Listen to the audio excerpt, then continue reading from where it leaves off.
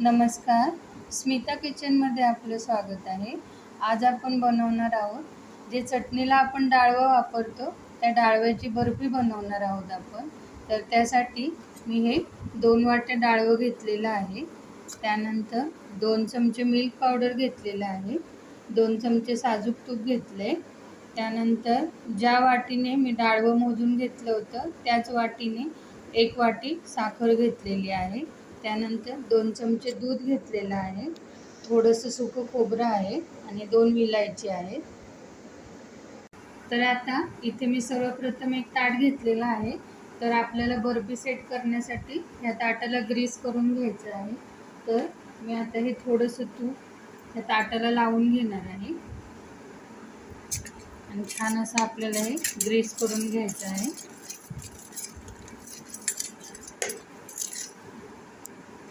तर आता मी ताटाला ग्रीस करून घेतलेलं आहे. तर आपल्याला हे डाळवं आता मिक्सरच्या भांड्यामध्ये घालून एकदम त्याची बारीक पेस्ट करून घ्यायची आहे. त्यामध्येच मी या विलायची सोलून टाकणार आहे यामध्ये.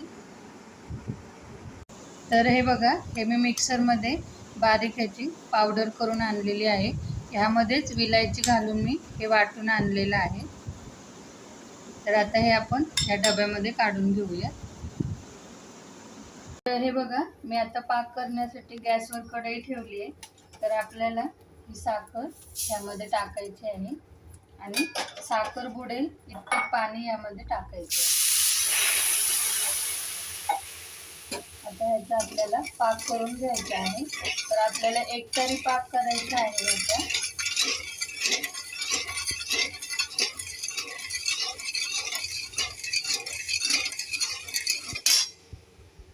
तर हे बघा, आपली साखर आता विरघळलेली आहे.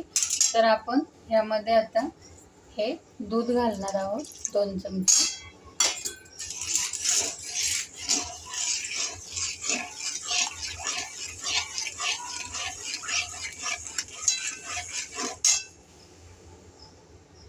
थोडासा गॅस मी वाढवलेला आहे.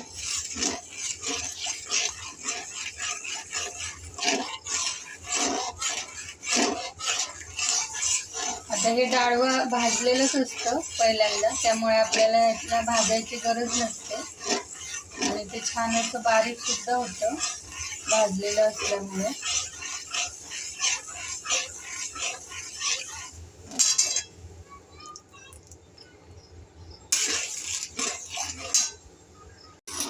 तर हे बघा, आपला पाक आता रेडी आहे. तर तो कसा ओळखायचा, हा असा चमच्यावर धरायचा आणि हा हे बघा, हा शेवटचा थेंब असा थांबून थांबून पडतोय. हे बघा,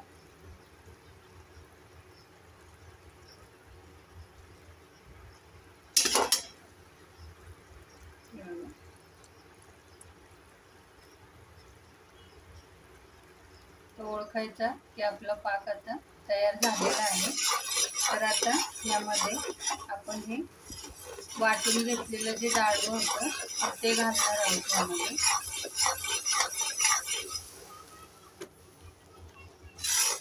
त्याला छान असं ढवळून घ्यायचं आहे आपल्याला. त्यानंतर मी मिल्क पावडर घेतली आहे ती घालणार आहोत. तर मिल्क पावडर ही ऑप्शनल आहे. तुम्हाला घालायची असेल तर तुम्ही घालू शकता, नाही घालायची तर स्किप करा तुम्ही.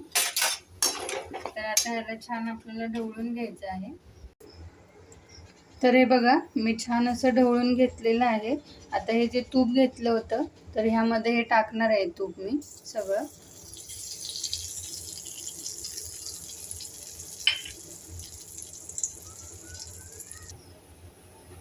तर आता हे बघा, हे तूप घालून पण मी छान असं मिक्स करून घेतलेलं आहे.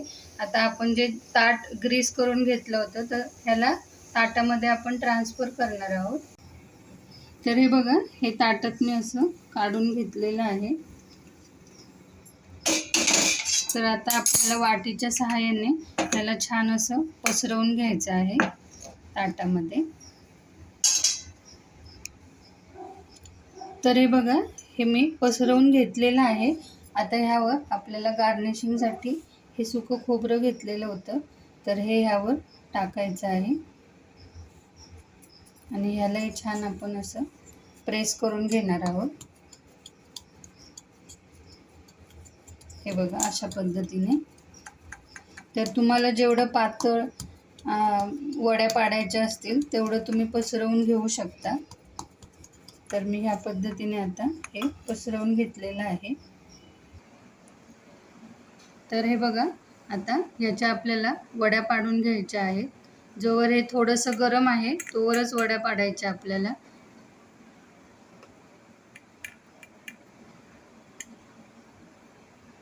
तर हे बघा, मी अशा पद्धतीने हे कापून घेतलेलं आहे, ह्याच्या वड्या पाडलेल्या आहेत.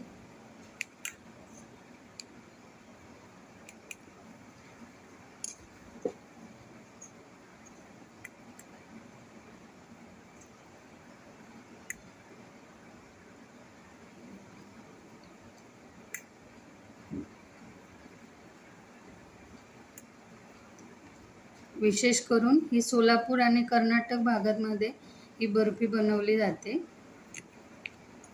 तर आता आपल्याला ह्याला थोडंसं थंड करून घ्यायचं आहे. एक 5 मिनिटे ह्याला थंड करून घ्यायचं आहे आपल्याला. तर हे बघा, आपली बर्फी आता गार झालेली आहे. तर आपण आता वड्या काढून घेऊया त्याच्या. तर हे बघा, किती सहज निघते.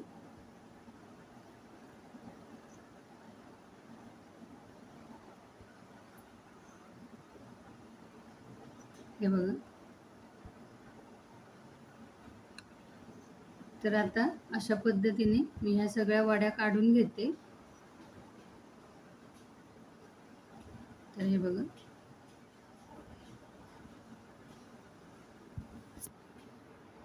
तर ही बघा, आपली डाळव्याची बर्फी तयार झालेली आहे. याला करदंट असेही म्हणतात.